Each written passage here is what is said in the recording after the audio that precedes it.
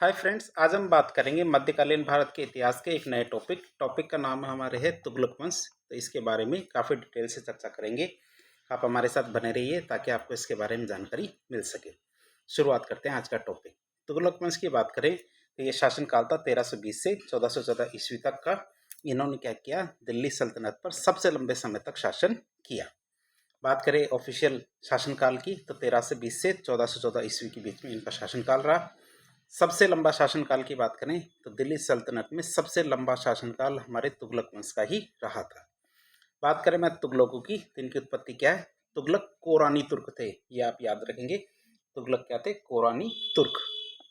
बात करें शासन अवधि की तो तुगलक वंश ने लगभग 94 वर्ष तक का शासन किया था। अब हम देखेंगे तुगलक वंश के जो शासक थे उनका एक क्रम कि कौन कौन से शासक किस क्रम में आए थे। सबसे पहले आए थे हमारे गयासुद्दीन तुगलक, ये 1320 से 1325 ईस्वी तक रहे। फिर आए मोहम्मद बिन तुगलक, ये 1325 से 1351। फिर फिरोज शाह तुगलक 1351 से 1388। गयासुद्दीन तुगलक द्वितीय, ये हमारे 1388 से 1389। अबू बकर 1389 से 1390। मोहम्मद शाह 1390 से 1394। फिर आए थे हमारे नासिरुद्दीन महमूद तुगलक, ये 1394 से 1412 तक रहे। और लास्ट थे हमारे दौलत खां, ये 1412 से 1414 ईस्वी तक रहे थे। तो इस तरह हमने इनका क्रम देखा। एक एक करके इनके बारे में थोड़ी डिटेल से चर्चा करते हैं। पहले आए थे हमारे गयासुद्दीन तुगलक, तो यही क्या थे, हमारे तुगलक वंश के संस्थापक थे। शासनकाल की बात करें तो 1320 से 1325 ईस्वी तक इनका शासनकाल रहा था। वास्तविक नाम की बात करें तो इनका वास्तविक नाम गाजी मलिक था। आप इसे याद रखेंगे।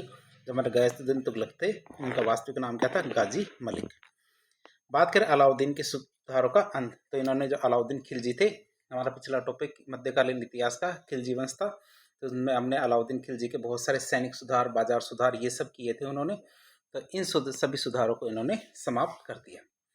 बात करें मुबारक खिलजी की बात करें तो मुबारक खिलजी ने भी अलाउद्दीन खिलजी के सुधारों को समाप्त किया था। अकेले ये अलाउद्दीन ये ही नहीं थे, गयासुद्दीन तुगलक ही नहीं थे, ये हमारे मुबारक खिलजी भी इसमें शामिल थे।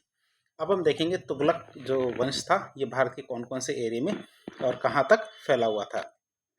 तो बात करें, आप इसको देख सकते हैं, ये हमारे पाकिस्तान, अफगानिस्तान और गंगा ब्रह्मपुत्र का डेल्टा है। ये हमारे महानदी का डेल्टा है, यहाँ को छोड़ दो, नहीं तो ये दक्षिण भारत भी इनका शासनकाल रहा था। आप इसको देख सकते हैं कहाँ तक हमारे इनका शासनकाल रहा था। तो मैप के जरिए आप इसको आसानी से समझ पाएंगे कि दक्षिण भारत, पूर्वी भारत, पश्चिम भारत, उत्तरी भारत, मतलब तुगलक वंश का काफ़ी बड़ा साम्राज्य था। और ये लाल लाल डॉट है, तो लाल लाल डॉट से आप इसको देख सकते हैं कि तुगलक वंश के समय कौन कौन से सबसे बड़े नगर हुआ करते थे। कि जैसे एक हमारे ये लाहौर है, एक हमारे ये यमुना वाला एरिया है जिसको दिल्ली कहते हैं, ये अहमदाबाद है, ये हमारे बॉम्बे है, ये हमारे दौलताबाद है। कुछ समय बाद हम देखेंगे दौलताबाद के बारे में भी देखेंगे। फिर हमारे गोवा है, ये हमारे कालीकट है, ये ट्रंकुबार है। तो इस तरह हमने देखा कि हमारे तुगलक वंश के समय कौन कौन से बड़े शहर हुआ करते थे। अब हम देखेंगे नहरों का निर्माण। नहरों के निर्माण की बात करें तो तुगलक वंश के काल में नहरों का सबसे पहले निर्माण करवाया गया था, जिससे क्या हुआ था, कृषि को बढ़ावा मिला था। क्या होता है इससे कृषि को काफ़ी ज़्यादा बढ़ावा मिलता है। फिर रस्म ए मियाना की बात करें तो रस्म ए मियाना या रस्म ए मियामी, जिसे हम क्या कहते हैं, मध्यम मार्ग, तो ये हमारे भू राजस्व की नीति हुआ करती थी। रस्म ए मियाना या रस्म ए मियामी क्या थी, एक तरह का मध्यम मार्ग था जो क्या थी, हमारी भू राजस्व की नीति थी। और इसका उद्देश्य क्या था, किसानों पर अत्यधिक बोझ डाले बिना राजस्व को बढ़ाना। इसका क्या नियम था, इसका नियम था कि किसानों पर अत्यधिक बोझ नहीं डालना और साथ ही साथ हमें राजस्व को भी बढ़ाना है। फिर निजामुद्दीन औलिया से विवाद की बात करें तो इनका सूफी संत जो हमारे निजामुद्दीन औलिया है, इनके साथ विवाद हो गया था। और उन्होंने कहा था कि जब मैं दिल्ली आऊँगा तो सबसे पहले निजामुद्दीन औलिया को मृत्युदंड की सज़ा दूंगा। तो हमारे निजामुद्दीन औलिया साहब कहते हैं, हनूज दिल्ली दूरस्थ, कि महाराज, यस साहब, अभी दिल्ली बहुत दूर है कि आप दिल्ली आ ही नहीं पाएंगे। जब आएंगे तभी तो आप समय मृत्युदंड की सज़ा देंगे। तो आप इसे याद रखेंगे, हनूज दिल्ली दूरस्थ। ये किन का कथन था, ये हमारे निजामुद्दीन औलिया का कथन था, जिसका मतलब दिल्ली अभी दूर है। जो गयासुद्दीन तुगलक के दिल्ली लौटने से पहले उन्होंने कहा था कि आप दिल्ली कभी लौट ही नहीं पाएंगे, दिल्ली बहुत ज़्यादा दूर है। बात करें उनके रास्ते में ही मृत्यु हो जाती है। मृत्यु की बात करें तो जोना खां, जोना खां मतलब हमारे मोहम्मद बिन तुगलक का बचपन का नाम था जोना खां। तो उनके द्वारा एक लकड़ी का पंडाल या महल बनाया गया था, अचानक ये टूट जाता है और उनकी मृत्यु उस महल में दबकर हो जाती है। बात करें इब्न बतूता क्या मानते हैं, इनकी मृत्यु कैसे हुई। इब्न बतूता के अनुसार ये एक तरह का षड्यंत्र था। किसके द्वारा किया हुआ, मोहम्मद बिन तुगलक के द्वारा किया हुआ षड्यंत्र था, जिसमें उनको मार दिया गया। और अन्य इतिहासकार मानते हैं कि एक तरह की दुर्घटना थी जिसमें उनकी मृत्यु हो गई थी। इनके बाद बनते हैं हमारे अगले शासक। शासक हमारे कौन, शासक क्या कहें या सुल्तान कहें, तो हमारे थे मोहम्मद बिन तुगलक, जिसे MBT कहते हैं, पागल राजा भी इन्हें कहा जा सकता है। अपनी विवादास्पद नीतियों और प्रयोगों के लिए इनको जाना जाता है। शासन की बात करें तो 1325 से 1351 ईस्वी तक इनका शासनकाल रहा था। वास्तविक नाम की बात करें तो इनका वास्तविक नाम जोना खां था। बात करें विद्वान शासक की तो इस सल्तनत काल का सबसे ज़्यादा विद्वान शासक था। आप इसे याद रखेंगे, सल्तनत काल का सबसे ज़्यादा विद्वान शासक कौन था, हमारे जोना खां या मोहम्मद बिन तुगलक। फिर विषयों की ज्ञाता की बात करें तो इन्हें कई विषयों का ज्ञान था, जैसे हमारे दर्शन शास्त्र, खगोल शास्त्र, ज्योतिष शास्त्र, इतिहास, सुलेखन, ये सब विषय वो जानता था।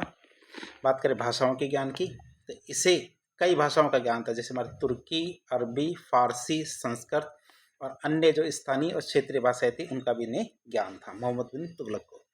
इतिहासकारों के मत की बात करें तो इतिहासकारों के अनुसार यह पागल और रक्त पिपासु शासक था, मतलब रक्त खून पीने उतारू या मरने मारने को उतारू शासक था। क्यों, क्योंकि उसकी नीति अक्सर कैसी साबित हुई, विनाशकारी साबित हुई थी। बात करें इन्हें प्रयोग के लिए जाना जाता था, तो इसने कई प्रयोग किए जो अक्सर अच्छी मंशा के बावजूद कैसे रहे, असफल रहे। परीक्षा में इनके प्रयोगों पर काफ़ी ज़्यादा प्रश्न आते हैं। बात करें 1351 की तो 1351 में इनकी मृत्यु हो जाती है, और वो भी कहाँ पे, थट्टा सिंध के अंदर हमारे मोहम्मद बिन तुगलक की मृत्यु हो जाती है।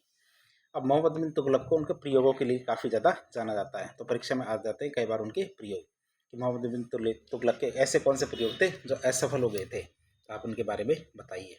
हम बता सकते हैं उनके प्रयोगों के बारे में। उनके 6 खास प्रयोग थे, और वो कौन कौन से प्रयोग थे। पहला प्रयोग था उनका राजधानी परिवर्तन। पहला प्रयोग था क्या, राजधानी परिवर्तन। दूसरा सांकेतिक मुद्रा। तीसरा खुरासान अभियान। चौथा कराचिल अभियान। पांचवा गंगा यमुना दोआब में कर वृद्धि। और छठा हमारे दीवाने अमीर को ही। ये 6 प्रयोग थे। एक एक करके इनके परिवर्तनों के बारे में देखते हैं, प्रयोग के बारे में देखते हैं। पहला प्रयोग था हमारा राजधानी परिवर्तन। परिवर्तन की बात करें तो इन्होंने राजधानी दिल्ली थी पहले, अब दिल्ली से कहाँ राजधानी चेंज कर दी, चेंज करके कहाँ ले गए, देवगिरी। नया नाम क्या रखा, देवगिरी जाकर उसका नाम रखा दौलताबाद। पास में उन्होंने दौलताबाद का किला बनवाया, जो आप इसे देख सकते हैं वर्तमान में भी काफ़ी ज़्यादा सुदृढ़ स्थिति में ये किला है। तो दौलताबाद का किला है, तो देवगिरी का नाम बदल के क्या रखा है इसने, दौलताबाद।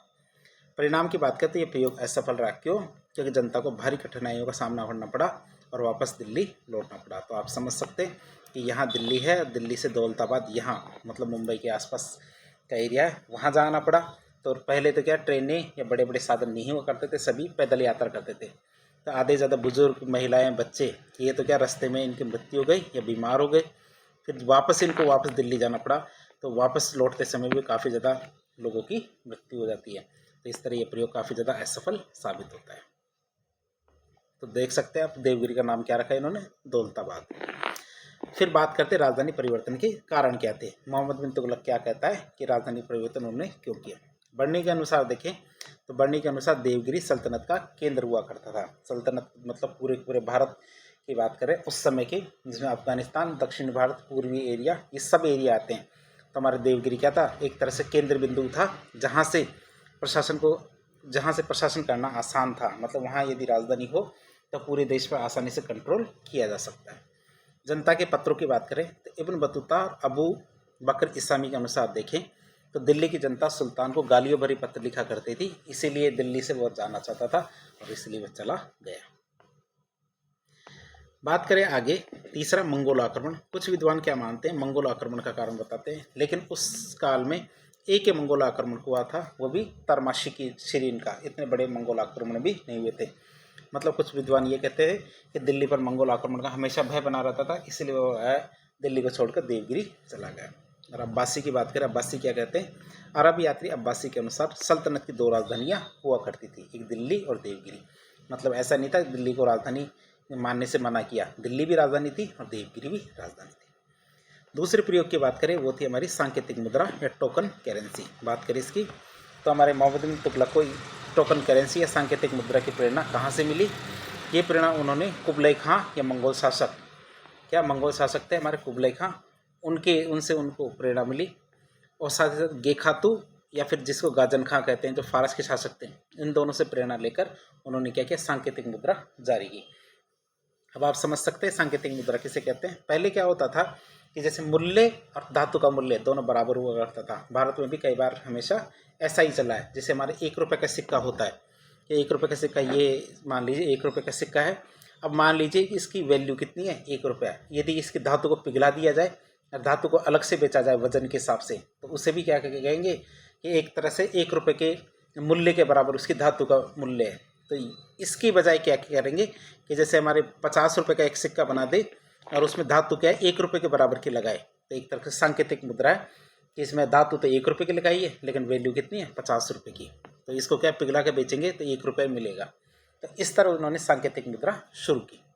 भारत में भी अभी काफ़ी ज़्यादा प्रचलन में है। सिक्के की बात करें तो इसने चांदी के सिक्कों के स्थान पर कांसा, मतलब तांबे से मिक्स किए हुए सिक्कों की शुरुआत कर दी।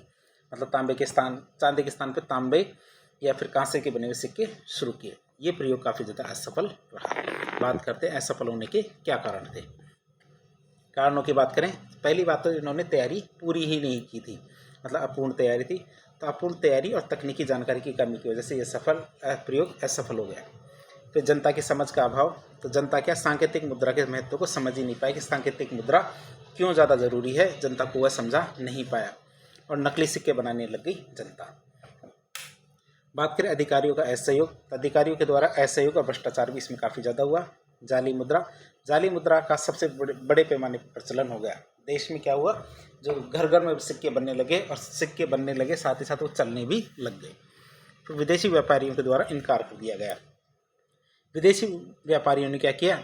सांकेतिक मुद्रा को स्वीकार करने से मना कर दिया। क्यों? क्योंकि उन्हें सोने और चांदी से बने हुए सिक्के स्वीकार थे, जबकि ऐसे सिक्के बनने बंद कर दिए थे उन्होंने, जिससे क्या व्यापार काफ़ी ज़्यादा प्रभावित होता है। तीसरा अभियान आता हमारा खुरासान अभियान। खुरासान अभियान की बात करें तो योजना कहाँ से बनी थी ये खुरासान अभियान की? तो फारस के शाह, तमार शिरीन, मोहम्मद बिन तुगलक, इन तीनों ने मिलकर खुरासान पर आक्रमण की योजना बनाई थी। यहाँ पे खुरासान पर आक्रमण करने की योजना बनाई थी तीनों ने मिलकर। इसके लिए उन्होंने 3.70 लाख सैनिकों की भर्ती कर ली और उन्हें एडवांस सैलरी भी दे दी, अग्रिम वेतन दे दिया। लेकिन समय के साथ ये योजना रद्द कर दी गई, जिससे राज्य को काफ़ी ज़्यादा नुकसान हुआ। क्यों?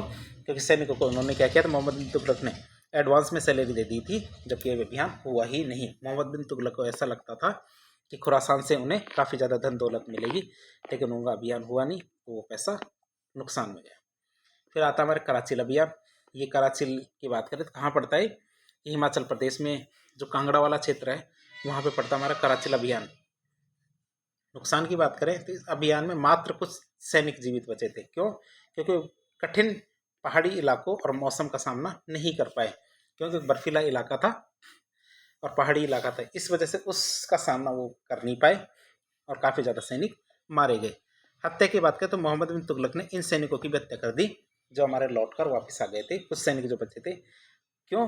क्योंकि असफल हुए, इसीलिए मोहम्मद बिन तुगलक ने इनको भी मरवा दिया। फिर आता गंगा जमुना जो दोआब है, इसमें टैक्स इंक्रीमेंट की बात करें तो गंगा यमुना दोआब में कर वृद्धि की बात करें, कर की दर की बात करें तो इन्होंने भू राजस्व की दर को बढ़ाकर कितना कर दिया? 50%, मतलब आधा टैक्स कर दिया।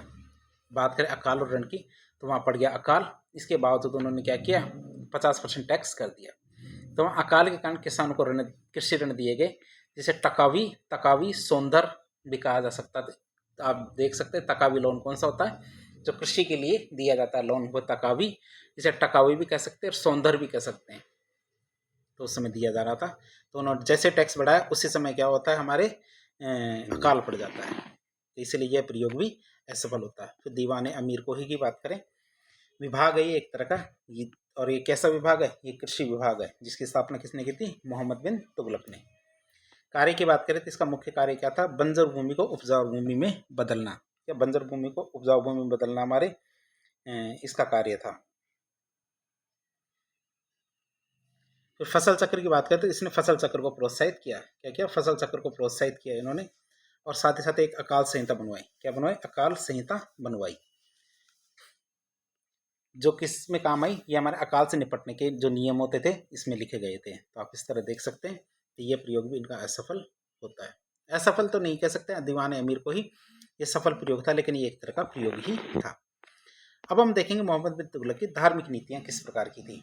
धार्मिक नीति की बात करें तो धार्मिक रूप से वो सहिष्णुता, मतलब यह धर्म सहिष्णु शासक था। हिंदू त्योहारों की बात करें तो हिंदू त्यौहार भी मनाता था।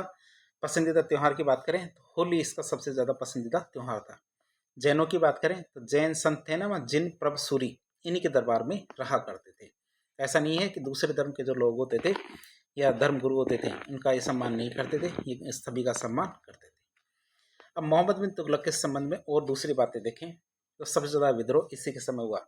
सल्तनत काल के समय सर्वाधिक विद्रोह मोहम्मद बिन तुगलक के काल में हुए थे, जो उनकी नीतियों की असफलता को दिखाता है कि उनकी नीतियाँ असफल थी, इस बात को दिखाता है। सर्वाधिक विस्तार की बात करें तो सल्तनत का सब सर्वाधिक विस्तार इसी के काल में होता है। हालांकि इसके बाद कई क्षेत्रों में स्वतंत्रता की घोषणा हुई थी, जैसे हमारे 1336 ईस्वी में विजयनगर की स्थापना हुई थी हरिहर बुक्का के द्वारा, और जो क्या था, दक्षिण भारत में एक शक्तिशाली हिंदू साम्राज्य के रूप में उभरा था। 1347 में बहमनी साम्राज्य की स्थापना हुई, यह भी हमारे दक्षिण भारत में एक मुस्लिम सल्तनत के रूप में उभरी थी। बात करें इन्हीं के समय में क्या थे, एक विद्वान थे इब्न बतूता, एक मोरक्को का यात्री था। तो उसकी बात करें तो एक प्रसिद्ध मोरक्को का यात्री था। निवासी की बात करें तो ये तंजियर, ये मतलब मोरक्को का निवासी था। भारत की बात करें तो 1333 ईस्वी में मोहम्मद बिन तुगलक के शासनकाल में भारत आया था। फिर बात करें इनको दिल्ली का काजी बनाया गया, तो मोहम्मद बिन तुगलक ने इससे क्या किया, दिल्ली का काजी नियुक्त किया था। जेल की बात करें तो इसे कुछ दिनों के लिए जेल में भी रखा गया था। किसे? Ibn Battuta. ये वो नहीं है जिनके लिए गाना आता है इब्न बतूता और बगल में जूता, वो नहीं है ये एक विद्वान थे। बात करें चीन दूत की तो मोहम्मद बिन तुगलक ने इसे दूत बनाकर कहाँ, चीन भेजा था। बात करें इनके बारे में कहाँ से हमें जानकारी मिलती है, तो इनका एक पुस्तक थी रहला, तो उसकी बात करें तो यात्रा वृत्तांत की। चीन में रहकर रहला नामक एक अरबी भाषा में इन्होंने यात्रा वृत्तांत लिखा, मतलब इन्होंने कहाँ कहाँ यात्राएं की, इनके बारे में जानकारी हमें रहला नामक पुस्तक से मिलती है, जो भारत के बारे में भी बहुत सारी जानकारियाँ देती है। वापसी की बात करें तो चीन से सीधा कहाँ, भारत आने की बजाय कहाँ चला गया, मोरक्को चला गया। तो मार्ग तो आपको पता ही होगा कौन सा मार्ग था, रेशम मार्ग। वहाँ से होते हुए कहाँ चले गया, मोरक्को चला जाता है। जासूसी के उल्लेख की बात करें तो हमारे मोहम्मद बिन तुगलक क्या करते थे, दासों के द्वारा जासूसी करवाया करते थे, मतलब दासों के द्वारा जासूसी की जाती थी। इस बात का उल्लेख में रहला नामक पुस्तक से मिलती है। और कौन कौन से जानकारी हमें रहला नामक पुस्तक से मिलती है, उनकी उसने डाक व्यवस्था, सती प्रथा आदि के बारे में भी हमें जानकारी दी है। ये कौन थे, हमारे इब्न बतूता। बात करें मोहम्मद बिन तुगलक का मूल्यांकन, क्यों, क्योंकि अब अंतिम पड़ाव में हम मोहम्मद बिन तुगलक के कुल मिला के देखें तो उनके अनुसार मोहम्मद बिन तुगलक बुद्धिमान शासक था। किनके अनुसार? इब्न बतूता के अनुसार। तो क्या थे कि मोहम्मद बिन तुगलक क्या थे, बुद्धिमान शासक थे, लेकिन वो पागल भी था। साथ ही साथ दूसरों से सलाह नहीं लेता था। क्या दूसरों से सलाह लेता तो हो सकता था उनके फैसले सही साबित होते। पुस्तक में वर्णन की बात करें तो अपनी पुस्तक रहला में उन्होंने भारत की राजनीतिक और आर्थिक परिस्थितियों का उल्लेख किया है। अगले शासक आते हैं हमारे फिरोज शाह तुगलक। क्या शासक का नाम है? फिरोज शाह तुगलक। तो सामाजिक सुधारों और निर्माण कार्यों के लिए फिरोज शाह तुगलक को जाना जाता है। शासन की बात करें तो 1351 से 1388 ईस्वी के बीच में इनका शासन रहा। संबंध की बात करते हैं मोहम्मद बिन तुगलक का चचेरा भाई था। किनका? मोहम्मद बिन तुगलक का चचेरा भाई था कौन? फिरोज शाह तुगलक। सत्ता में कैसे आए, तो ये अमीरों और उलेमाओं की सहायता से शासक बनता है। किनकी सहायता से? अमीरों और उलेमाओं की सहायता से शासक बनता है। राज्याभिषेक की बात करें तो फिरोज शाह तुगलक का राज्याभिषेक कहाँ होता है? सिंध थट्टा में, जहाँ में हमारे मोहम्मद बिन तुगलक की मृत्यु हो जाती है, वहीं हमारे इसका राज्याभिषेक होता है। वंशानुगत पद की बात करें तो इसने इक्ता और अमीरों के पदों को वंशानुगत कर दिया। इक्ता मतलब एक तरह की कर व्यवस्था होती थी, तो इसको भी परंपरागत कर दिया, वंशानुगत कर दिया। और अमीरों का जो पद था वो भी वंशानुगत कर दिया, मतलब अमीर का बेटा अमीर बनेगा, जिससे क्या होती है, हमारी जागीरदारी व्यवस्था शुरू होती है और काफ़ी ज़्यादा मजबूत भी हो जाती है। कल्याणकारी निरंकुश शासक की बात करें तो इसे कल्याणकारी निरंकुश शासक कहा जाता है। क्यों? क्योंकि इसने कई कल्याणकारी कार्य किए थे, लेकिन सत्ता पर अपनी पकड़ भी मजबूत रखी थी। दोनों के दोनों कार्य इन्होंने साथ साथ किए, कल्याणकारी कार्य भी किए, साथ ही साथ सत्ता पर अपनी पकड़ भी मजबूत रखी। फिर दिल्ली आगमन की बात करें तो इसने दिल्ली आते समय मस्जिद में बहुत बड़ा दान किया था। बात करें अमीर जो और उलेमा की, तो शक्तिशाली अमीर उलेमा की बात करें तो इसके शासनकाल में अमीर और उलेमा अत्यधिक शक्तिशाली हो गए थे। इनके शासनकाल में क्या हो गया था, अमीर जो उलेमा थे बहुत ज़्यादा शक्तिशाली हो जाते हैं। भ्रष्टाचार की बात करें तो इतिहासकार अफीफ के अनुसार इनके काल में भ्रष्टाचार भी काफ़ी ज़्यादा था। दास की बात करें तो इनके काल में लगभग 1.80 लाख दास थे। मतलब सल्तनत काल की बात करें तो सबसे ज़्यादा दास इन्हीं के शासनकाल में हुए हैं, जिनके लिए इसने एक अलग विभाग बनवाया था। अभियानों की बात करें तो इनके काल में बंगाल और सिंध अभियान किए गए थे, लेकिन वो कैसे रहे, असफल रहे। बात करें फिरोज शाह तुगलक के काल के सुधारों की बात करें, कौन कौन से सुधार इनके समय में हुए थे। बात करें पहले सुधार की तो राज्य की आय, तो राज्य की वार्षिक आय की गणना करवाई गई, जो कितनी निकली हमारी 6.78 करोड़ टन का। आप इसे याद रखेंगे, उस समय की वार्षिक आय कितनी थी हमारी, 6.78 करोड़ टन का वार्षिक आय हुआ करती थी। अधिकारी की बात करें तो इस गणना का कार्य हैसमुद्दीन जुनैद ने किया था, जो हमारी गणना थी। सिक्के की बात करें तो इनके 3 प्रकार के सिक्के चलते थे। कौन कौन से सिक्के हुआ करते थे, एक तो हमारे शशगनी होता था, ये चांदी का सिक्का होता था, ये लगभग 6 जीतल के बराबर होता था। 6 जीतल के बराबर एक चांदी का सिक्का हुआ करता था, जिसे हम क्या कहते थे, शशगनी। एक होता था अद्दा, अद्दा का मतलब होता है आधा, एक तरह का, तो आधा जीतल अद्दा होता है। बिक, बिक मतलब होता है चौथाई जीतल, कितना, चौथाई जीतल मतलब 1/4 जीतल क्या होता था, बिक। तो इस तरह 3 तरह के सिक्के चलते थे, एक शशगनी, अद्दा और बिक। बात करें शरीयत के अनुसार उन्होंने कर लगाए, शरीयत के अनुसार कौन कौन से कर थे इनकी बात करें तो इसने क्या किया, शरीयत के अनुसार 4 प्रकार के कर लगाए। एक था जजिया, जो हमारे गैर मुस्लिम होते थे उन पे लगाया था कर। एक खुम्स, मतलब लूट का जो दोना होता था, सैनिक उनमें से कितना हिस्सा रखते थे, उससे सुल्तान कितना रखेगा, तो सैनिक तो 80% रखता था और सुल्तान का हिस्सा कितना हुआ करता था, 1/5 मतलब 20%। फिर जक़ात, जक़ात भी एक तरह का धार्मिक कर था, ये हमारे मुस्लिमों के ऊपर लगाया जाता था और कितना होता था, ये आय का 2.5% हुआ करता था, जो दान के रूप में लिया जाता था। ये खराज, खराज की बात करें तो गैर मुस्लिम होते थे उन पर भू राजस्व कर लिया जाता था, 1/10 से 1/2 भाग, मतलब 10% से 50% के बीच में खराज लिया जाता था। और ये कितना क्या होता था, भू राजस्व कर। उश्र की बात करें तो मुस्लिमों पर भू राजस्व कर था उत्पादन का 1/10%। क्या मुस्लिमों पर, ध्यान रखना, खराज गैर मुस्लिमों पर था, जबकि उश्र क्या था, मुस्लिमों पर भू राजस्व कर था, ये कितना हुआ करता था, 10% की ओर। अबवाब बात करें, अतिरिक्त कर हुआ करता था जिसका शरीयत में कोई उल्लेख नहीं था। बात करें करों के अंत की तो फिरोज शाह ने इस तरह अबवाब के 23 करों को समाप्त कर दिया, मतलब जो अलग अलग कर थे जो शरीयत के अनुसार सही नहीं थे, उनको उस तरह के 23 करों को समाप्त कर दिया, किसने, फिरोज शाह तुगलक ने, जिससे जनता को बहुत ज़्यादा राहत मिलती है। बात करें फिरोज शाह तुगलक की तो उसने कौन कौन से शहर बसाए थे, इनके अनुसार 300 शहरों की स्थापना की गई, जो कौन कौन से थे, जैसे फिरोज शाह कोटला, जिसे आज क्या कहते हैं, 5वीं दिल्ली कहते हैं, फिरोजाबाद, फतेहाबाद। फतेहाबाद की बात करें तो फतेहाबाद उनके बेटे फतेह खान की याद में बनवाया गया था। जौनपुर, जौनपुर की बात करें तो बंगाल अभियान से जब वो लौट रहे थे तो जौना खा थे ना उनके पिता, पिता नहीं उनके चचेरे भाई, ये हमारे मोहम्मद बिन तुगलक, इनकी याद में क्या है, जौनपुर शहर बसाया था। फिर फलों के बाग की बात करें तो इसने लगभग 1200 फलों के बाग लगवाए थे। विभागों की बात करें तो इनके द्वारा स्थापित विभागों की कौन कौन से थे उनकी बात करें, एक तो हमारा दीवाने इस्तिहाक, दीवाने इस्तिहाक की बात करें तो ये एक तरह का पेंशन विभाग था जो बुजुर्गों और विकलांगों के लिए था। दीवाने खैरात, वो तो खैरात का मतलब खैरात बट रही है क्या, मतलब दान बट रहा है क्या, तो दान विभाग, तो गरीब मुसलमानों के लिए दीवाने खैरात था। दीवाने बंदगान मतलब गुलाम विभाग, दासों के कल्याण के लिए दीवाने बंदगान स्थापित किया गया। दार उल शफा मतलब जो हमारे चिकित्सालय जिसे कहते हैं हॉस्पिटल, निःशुल्क इलाज के लिए दार उल शफा, इस तरह से 4 विभाग बड़े बड़े उन्होंने स्थापित किए। कौन कौन से थे, दीवाने इस्तिहाक, दीवाने खैरात, दीवाने बंदगान, दार उल शफा। बात करूँ नहरों के निर्माण की तो सल्तनत काल में सबसे ज़्यादा नहरों का निर्माण इन्होंने करवाया था, जैसे कौन कौन सी नहरें थी, राजवाही और उलुग खानी, क्या राजवाही और उलुग खानी, इस तरह 2 नहरें बनवाई थी, 2 नहीं बनवाई तो काफ़ी सारी थी लेकिन 2 प्रमुख है। बात करें शके शर्ब, हके शर्ब की बात करें तो एक तरह सिंचाई का कर हुआ करता है हके शर्ब, मतलब नहरों के पानी का यदि आप उपयोग करेंगे तो आपको कर देना पड़ेगा, जिसे हके शर्ब कहते हैं। बात करें वजीर का योगदान, क्या वजीर के योगदान की बात करें तो इनके काल में सुधार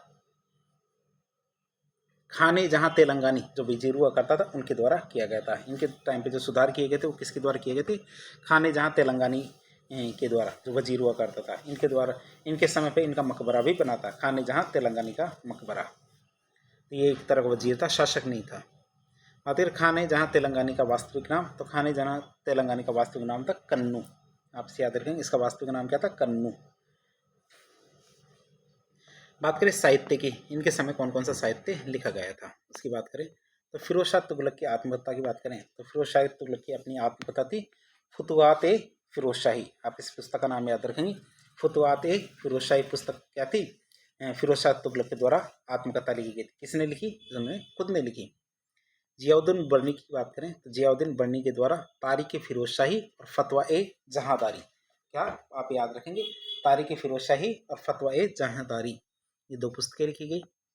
शम्स ए सिराज अफीफ की पुस्तक, the Shams A Siraj Afif के द्वारा की बात करें तो तारीख फिरोज शाही पुस्तक लिखी गई थी, जिसमें फिरोज शाह तुगलक के शासनकाल के भ्रष्टाचार का वर्णन किया गया है कि उनके समय कौन कौन सा भ्रष्टाचार था। ये किसने लिखी थी? अफीफ ने, तारीख फिरोज शाही पुस्तक। बात करें ये हमारे लेखक का नाम है शम्स ए सिराज अफीफ। बात करें आती है सीरत ए फिरोज शाही। सीरत ए फिरोज शाही की बात करें तो सीरत ए फिरोज शाही पुस्तक में नहरों का वर्णन किया गया है, लेकिन इसके लेखक के बारे में पता नहीं है। तो पुस्तक का नाम था सीरत ए फिरोज शाही। अब हम बात करें फिरोज शाह तुगलक की धार्मिक नीतियों के बारे में बात करें तो फिरोज शाह तुगलक एक कट्टर सुन्नी मुसलमान था और उसकी धार्मिक नीतियां भी कैसी थी? कठोरता वाली थी। आप इसे भी याद रखेंगे, इनकी धार्मिक नीतियां कैसी थी? कठोरता वाली।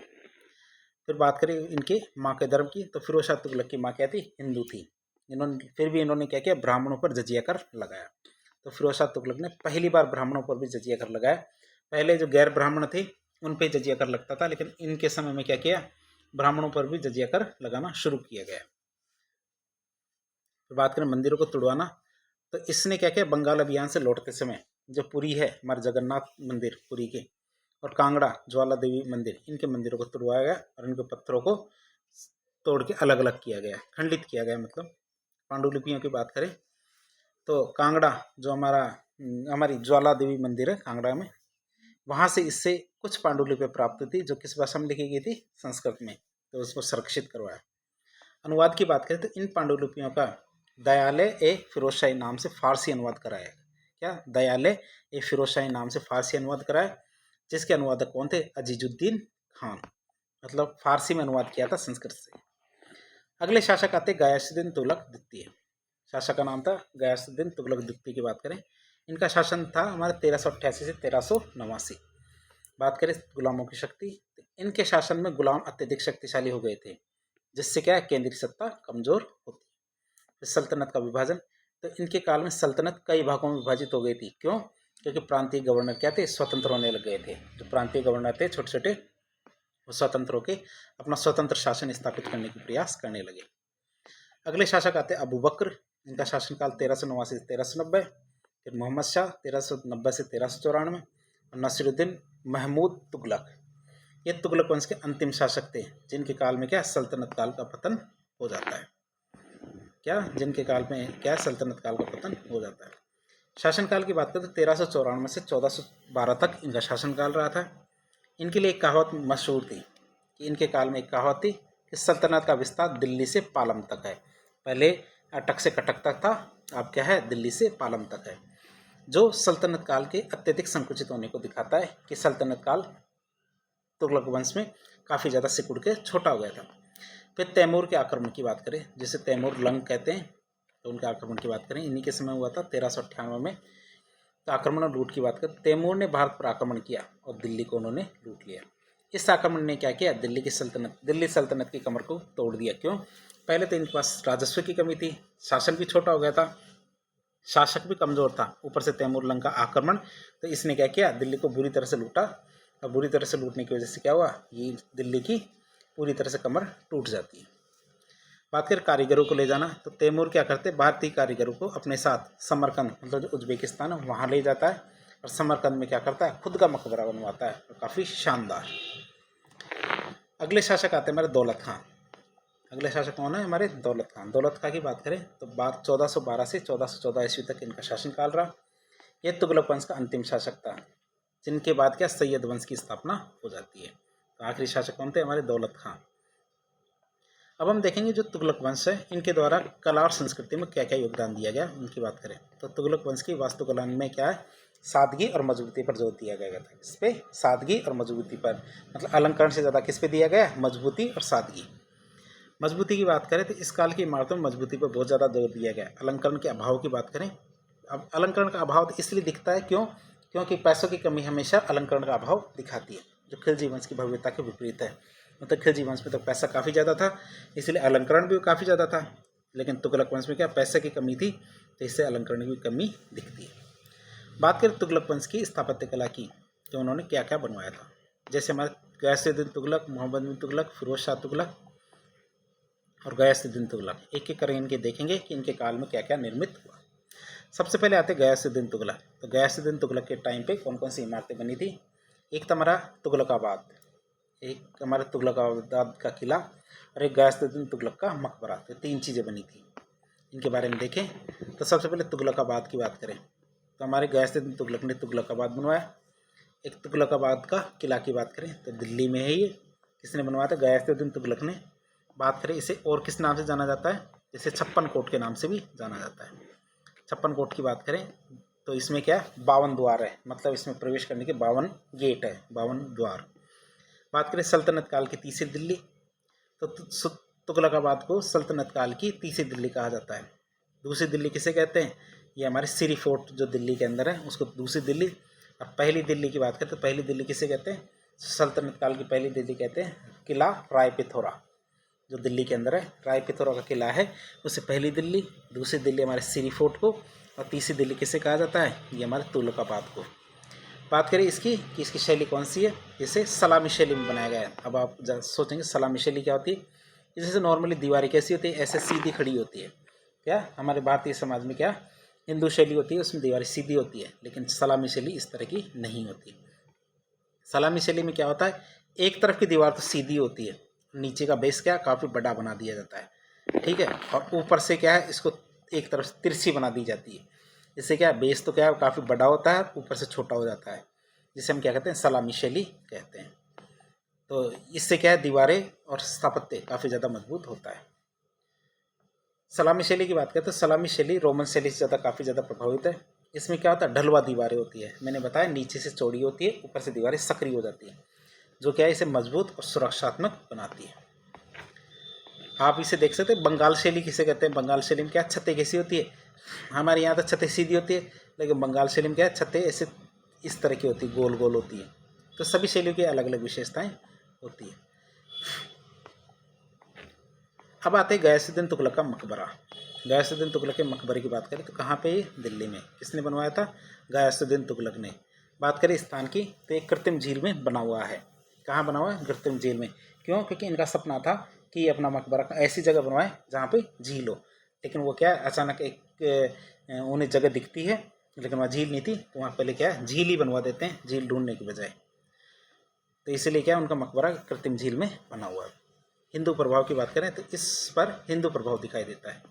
कलश और आमलक की बात करें तो इस पर कलश और आमलक बना हुआ है, मतलब, और इससे क्या क्या पता चलता है कि भारतीय मंदिरों के शिखर पर पाए जाने वाले जो तत्व होते हैं वो कलश और आमलक, कि या तो ये हिंदू मंदिरों को तोड़कर उनके जो पत्थर निकले थे उनको इससे बनाया गया है, या उससे ये ज़्यादा का प्रभावित है, लेकिन बने हुए हैं।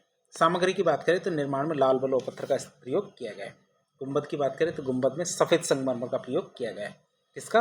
सफ़ेद संगमरमर का प्रयोग किया गया है। अलंकरण की बात करें तो सफ़ेद संगमरमर पर अलंकरण भी किया गया है। अगले शासक आते हैं हमारे मोहम्मद बिन तुगलक। मोहम्मद बिन तुगलक की बात करें तो मोहम्मद बिन तुगलक के टाइम पे कौन कौन सी चीज़ें बनी थी? जहाँपनाह नगर, आदिलाबाद का किला, बाराखंबा और सतपुर। आप इनकी याद रखेंगे, जहाँपनाह नगर, आदिलाबाद का किला, बाराखंबा और सतपुर, ये इमारतें बनी थी। एक एक करके देखें इनको। जहाँपनाह नगर की बात करें तो कहाँ पे? ये दिल्ली में, क्योंकि जहाँपनाह साहब कहाँ रहते हैं? दिल्ली में। शहर की स्थापना की बात करें तो मोहम्मद बिन तुगलक ने जहाँपनाह नगर बसाया था। इसे सल्तनत काल की चौथी दिल्ली कहते हैं। जहाँपनाह नगर को सल्तनत काल की चौथी दिल्ली कहते हैं, आप इसे याद रखेंगे। फिर आता आदिलाबाद का किला, दिल्ली में है, मोहम्मद बिन तुगलक ने बनाया था, और आदिलाबाद का किला जहाँपनाह नगर में ही स्थित है। बाराखंबा की बात करें तो ये कहाँ हमारे दिल्ली में किसने बनवाया था? हमारे मोहम्मद बिन तुगलक ने। बात करें इसकी तो ये धर्मनिरपेक्ष इमारत है, इसे धर्मनिरपेक्ष इमारत कहते हैं। ठीक है, संभवतः इसके उपयोग और शैलीकरण क्यों? क्योंकि इसमें क्या सभी धर्मों के जो हमारे जो धर्मगुरु थे ये आते थे और अपनी चर्चाएं करते थे। इस वजह से बाराखंबा को क्या धर्मनिरपेक्ष इमारत कहा जाता है। फिर सतपुल की बात करें तो सतपुल कहाँ? हमारे दिल्ली में। सतपुल कहाँ? हमारे दिल्ली में। निर्माण किसने करवाया था? मोहम्मद बिन तुगलक ने। उद्देश्य की बात करें तो गयासुद्दीन के मकबरे में जाने के लिए 7 मेहराबों का पुल बनाया गया था, जिसे सतपुल कहते हैं। अगले शासक आते हैं हमारे फिरोज शाह तुगलक।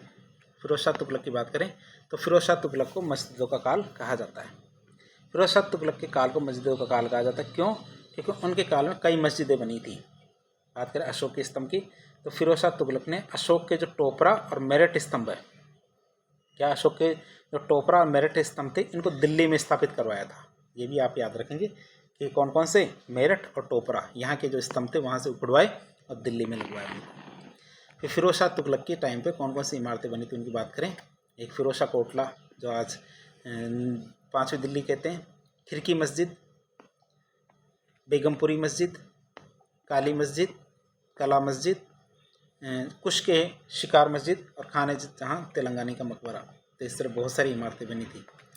बात करें इसकी फिरोज शाह कोटला की तो ये हमारे दिल्ली में स्थित है। शहर की बात करें तो फिरोज शाह कोटला फिरोज शाह तुगलक ने बसाया था। किसने बसाया था? फिरोज शाह तुगलक ने बसाया था फिरोज शाह कोटला। सल्तनत काल की 5वीं दिल्ली की बात करें तो फिरोज शाह कोटला सल्तनत काल की 5वीं दिल्ली कहलाती है। अशोक स्तंभ की बात करें तो फिरोज शाह तुगलक ने अशोक का जो टोपरा स्तंभ है, आप इसे याद रखेंगे, अशोक का जो टोपरा स्तंभ है इस जामा मस्जिद के पास फिरोज शाह कोटला में ही लगवाया था। फिर खिड़की मस्जिद की बात करें, खिड़की मस्जिद की बात करते हैं दिल्ली में है। निर्माण किसने करवाया था? फिरोज शाह तुगलक ने। विशेषता की बात करते हैं तहखाने में स्थित एक मस्जिद है। कहाँ है ये? तहखाने में स्थित मस्जिद है। खुदाई की बात करें तो ASI को मतलब आर्कियोलॉजिकल सर्वे ऑफ इंडिया है, इसको खुदाई के दौरान यहाँ काफ़ी ज़्यादा सिक्के प्राप्त हुए हैं। ASI मतलब भारतीय पुरातत्व सर्वेक्षण, मतलब आर्कियोलॉजिकल सर्वे ऑफ इंडिया को यहाँ से काफ़ी ज़्यादा सिक्के मिले हैं। फिर बेगमपुरी मस्जिद की बात करें, कहाँ है ये? हमारी दिल्ली में। दिल्ली आगे बात करें किसने बनवाई? फिरोज शाह तुगलक ने इसको बनवाया था। फिर आती है हमारी काली मस्जिद। काली मस्जिद की बात करें तो कहाँ स्थित है? दिल्ली में। निर्माण किसने करा? फिरोज शाह तुगलक ने इसका निर्माण करवाया। कला मस्जिद की बात करें कहाँ? दिल्ली में। निर्माण किसने कराया? फिरोज शाह तुगलक ने। फिर आती है हमारे कुश के शिकार मस्जिद। या कुश के शिकार मस्जिद की बात करें ये भी कहाँ? हमारे दिल्ली में। निर्माण किसने कराया? फिरोज शाह तुगलक ने। खास बात यह है ये एक तरह की मस्जिद नहीं है, ये एक तरह का महल है। अशोक स्तंभ की बात करें तो फिरोज शाह तुगलक ने अशोक का जो मेरठ स्तंभ है इसी महल में लगवाया था। जो कुश के शिकार मस्जिद है एक तरह का महल है, इसमें हमारा मेरठ स्तंभ लगा हुआ है। किसका? अशोक का मेरठ स्तंभ इसी में लगा हुआ है। फिर आता खाने जहाँ तेलंगानी का मकबरा, कहाँ पे? दिल्ली में। बात करें खास की तो यह है कि अष्टकोणीय मकबरा है और भारत का पहला अष्टकोणीय मकबरा माना जाता है खाने जहाँ तेलंगानी का मकबरा। एक वजीर थे, ये राजा नहीं थे। निर्माण की बात करते हैं, इनका निर्माण किसने कहा? जूना शाह ने करवाया था। और जूना शाह कौन थे? जूना शाह थे हमारे खाने जहाँ तेलंगानी का बेटा, उन्होंने इसका निर्माण करवाया था और ये वजीर था। गयासुद्दीन तुगलक सेकंड की बात करें, इन्होंने क्या बनवाया था? तो गयासुद्दीन तुगलक सेकंड की टाइम पे कौन कौन सी इमारतें बनी थी? एक खास इमारत थी कबीरुद्दीन औलिया का मकबरा। कहाँ बनाया था? दिल्ली के अंदर। निर्माण की बात करें किसने करवाया? गयासुद्दीन तुगलक सेकंड ने। और किस नाम से जाना जाता है? तो इस मकबरे को लाल गुंबद के नाम से भी जाना जाता है। सामग्री की बात करें तो यह लाल बलुआ पत्थर से निर्मित इमारत है। तो इस तरह आज हमने क्या है तुगलक वंश के बारे में काफ़ी डिटेल से जानने की कोशिश की। सभी शासकों के बारे में, उनकी नीतियाँ, उनकी स्थापत्य कला और अन्य जितने पहलू थे वो सब जानने की कोशिश की। तो इस प्रकार के इन्फॉर्मेटिव वीडियो देखने के लिए मेरे चैनल से जुड़े। वीडियो यदि पसंद आता है तो वीडियो को लाइक करें, चैनल को सब्सक्राइब करें, अपने दोस्तों के साथ शेयर करें। धन्यवाद।